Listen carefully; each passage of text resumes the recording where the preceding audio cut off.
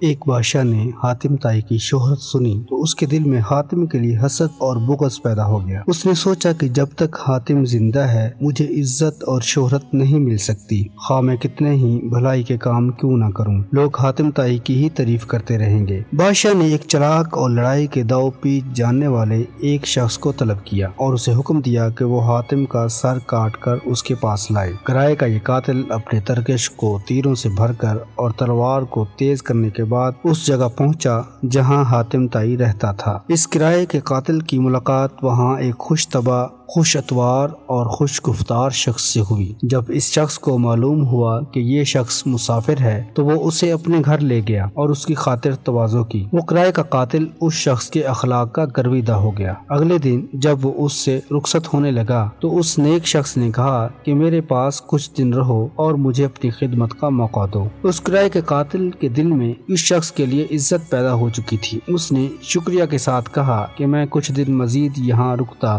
مگر مجھے ایک ایسا ضروری کام کرنا ہے جس کے لیے میں یہاں نہیں رک سکتا۔ اس نیک شخص نے پوچھا کہ اگر تم مجھے بتانا گوارا کرو کہ تم کون سا ضروری کام کرنا چاہتے ہو تو ہو سکتا ہے میں تمہاری کچھ مدد کر سکوں۔ اس کرائے کے قاتل نے نہایت رازداری سے کہا کہ مجھے میرے بادشاہ نے حاتم طائی کا سر لانے بھیجا ہے۔ میں حاتم طائی کا سر کاٹ کر بادشاہ کی خدمت میں پیش کرنا چاہتا ہوں۔ اگر تم میری مدد کر سکو تو مجھے بتاؤ کہ حاتم طائی کہاں رہتا ہے۔ وہ نیک شخص اس کی بات سن کر مسکرایا اور کہا کہ میں ہی حاتم طائی ہوں۔ تم شوق سے میرا سر کاٹ کر اپنے بادشاہ کی خدمت میں پیش کرو۔ اگر تم نے یہ کام ابھی نہ کیا تو لوگ تمہیں ایسا کرنے نہیں دیں گے اور الٹا تمہیں نقصان پہنچائیں گے۔ حاتم طائی کی بات سن کر وہ شخص اسی وقت اس کے قدموں میں گر پڑا اور معافی مانگی اور کہا کہ میں نے ایک نیک شخص اور عظیم الشان سردار کو نقصان پہنچانے کا ارادہ کیا۔ پھر اس نے اپنی تلوار اور ترکش کے تیروں کو پھینک دیا اور یہ کہہ کر وہاں سے چلا گیا کہ اتنے عظیم شخص کو پھول مارنا بھی مجھے گوارا نہیں۔ جب وہ شخص بادشاہ کے پاس واپس پہنچا تو بادشاہ نے اس کی سرزنش کی۔ پھر جب اس شخص نے حاتم طائی کی نیکی اور اس کے احسان کا ذکر کیا تو بادشاہ کے دل سے حسد اور بغض جاتا رہا اور بادشاہ نے کہا